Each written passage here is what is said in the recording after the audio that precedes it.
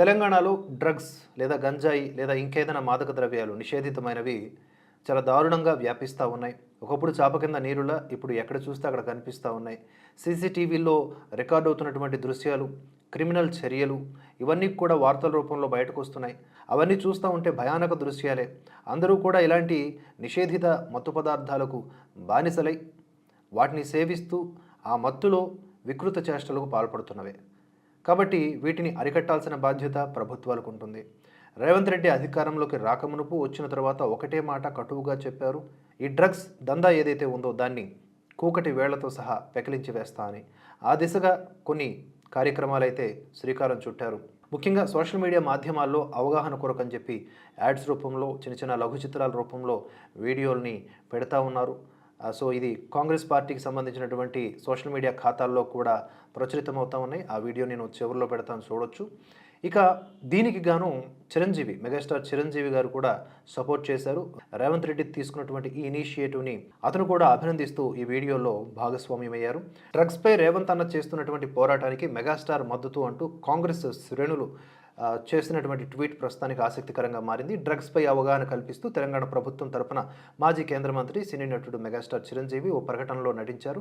ఈ యాడ్లో మనం చూసుకుంటే డ్రగ్స్ బారిన పడినటువంటి ఓ వ్యక్తి కుటుంబం పడేటటువంటి కష్టాలను చక్కగా వివరించారు.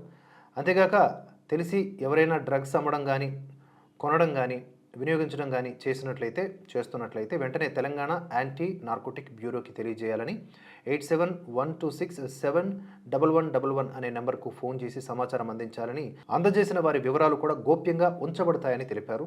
మొత్తంగా ఆ వీడియోని మీరు కూడా చూసే ప్రయత్నం చేయండి. జాబ్ వచ్చింది, నాన్న కష్టపడింది చాలు, ఇక వాలంటరీ రిటైర్మెంట్ తీసుకోమన్నాడు. అమ్మ కోసం కొంచెం పెద్ద ఇల్లు తీసుకోవాలి, చెల్లిని తనకిష్టమైన మెడిసిన్ చదివించాలి.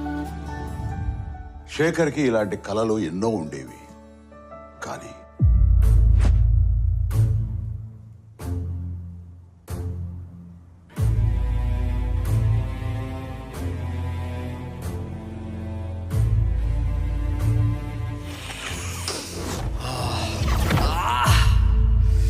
డ్రగ్స్ అలవాటయ్యాక శేఖర్కి తన కలలతో పాటు జీవితంలో మరెన్నో దూరం అయ్యాయి.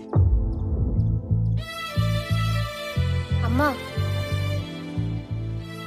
స్టోర్కి వెళ్ళొస్తానమ్మా.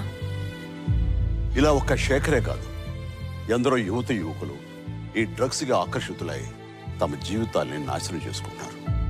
మీకు తెలిసి ఎవరైనా ఈ డ్రగ్స్ అమ్మటం కానీ, కొనటం కానీ, వినియోగించడం కానీ చేస్తున్నట్లయితే ఆ సమాచారాన్ని వెంటనే తెలంగాణ యాంటీ నార్కోటిక్స్ బ్యూరోకి తెలియచేయండి. మీరు చేయాల్సిన ఫోన్ నెంబర్ 8712671111. మీ వివరాలు గోప్యంగా ఉంచబడతాయి. బాధితులను ఆ మత్తు నుండి దూరం చేయటమే వారి ఆశయం తప్ప శిక్షించడం కాదు. డ్రగ్స్ రహిత సమాజమే లక్ష్యంగా సాగుతున్న మన తెలంగాణ ప్రభుత్వ సంకల్పంలో నాతో పాటు మీరు చేతులు కలపండి.